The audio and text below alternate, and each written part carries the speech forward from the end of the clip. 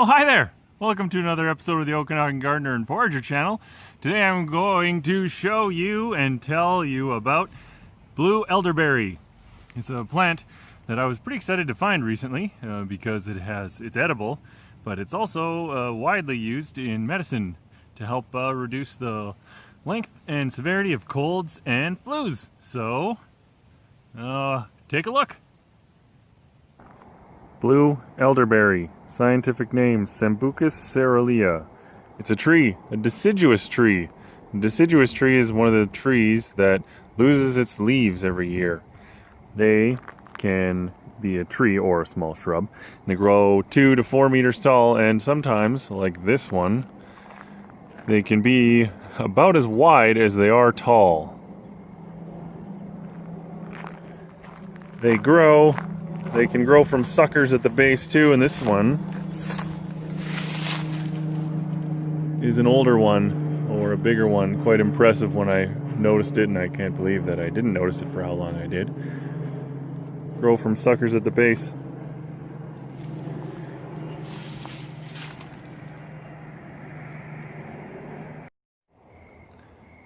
Typically, blue elderberry is found in moist sites, in valley bottoms, mountain slopes, stream banks, field edges, and woodlands. Where I am here, kind of along the rail trail here in the central Okanagan, and on both sides there's some moisture. So if you're looking for them, the big one's back up there. If you're looking for them, start where there's water. They're found in BC and Alberta in Canada, and they go south, as far south as California. Here's another blue elderberry, and this one a little smaller, and you can really see the way they grow from suckers at the base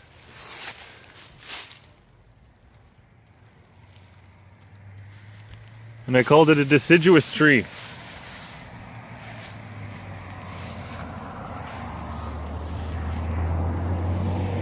This is deciduous, the leaves fall off. This is deciduous, the leaves fall off. This is evergreen. The leaves fall off, but not all at once. So if you hear me say deciduous, that's what I mean. I find that one of the best ways to identify a plant, a tree, is with the leaves. So I'll give you a bit of the leaves, I'll just say what the textbook says.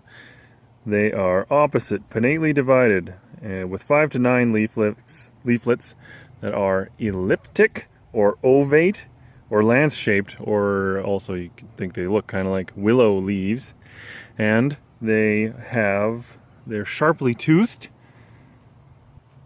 and usually smooth and hairless.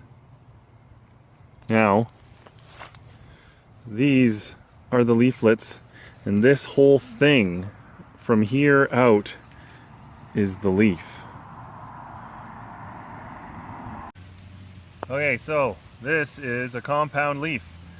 So that means this whole thing is what's called the leaf, and these parts are the leaflets. And typically for blue elderberries, the rain's coming down now, there are 5 to 9 per compound leaf, and they're opposite, meaning they come off on opposite sides like this. And they have this shape, lance. This kind of shape is called lance shaped, or it's willow like. If you know what a willow leaf looks like, it's like that, with the serrated edges. They're kind of toothed like that. It comes to a point, and they're shiny and hairless. Now the fruit, this is the part that's the most interesting part, at least for me. The fruit come in clusters of juicy, round, powder blue, berry-like fruit.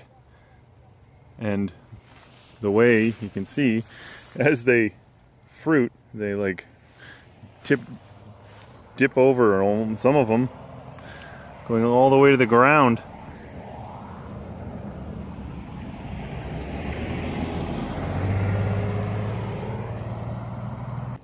Now, blue elderberries are edible.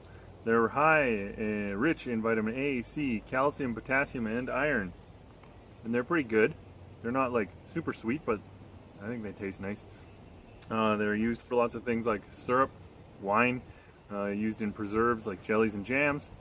One way, because they are low in pectin, they could be combined with something high in pectin like crabapple, and I'm going to try to do that. But the thing that I think was, they were used traditionally by by indigenous groups as well, eaten raw in fairly large quantities at times, but also stored with like pine needles and then berries and pine needles, and then stored over winter and eaten in smaller quantities throughout. Or they can be dried, and we're going to try to do that too. But the thing that I was most interested with the elderberries is their use, their medicinal purpose, and they have antiviral properties, which might be interesting for people to know now for various reasons. But taking them like as a tea, so that's what we would do, and I'm excited to be able to have found them because we can use our own. But taking them and just boiling them in hot water and then drinking that can be used, and it's fairly gentle and safe, so like kids can have it.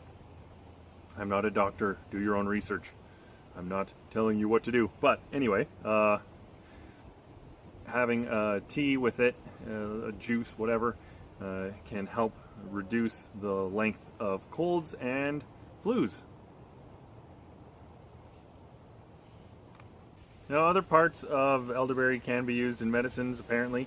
That's my understanding. I haven't done it. Things like the bark, the flowers, the stems, and leaves could be used for various purposes, but I'm not going to go into that for a couple of reasons. One, to try to keep the video somewhat short, but also something that you should know, a warning: the stems, leaves, the bark, and roots contain poisonous cyanide-producing glycosides, which can cause nausea, diarrhea, and vomiting. So, like I've said in other videos, the berries are okay. So that's what I'm going to stick to.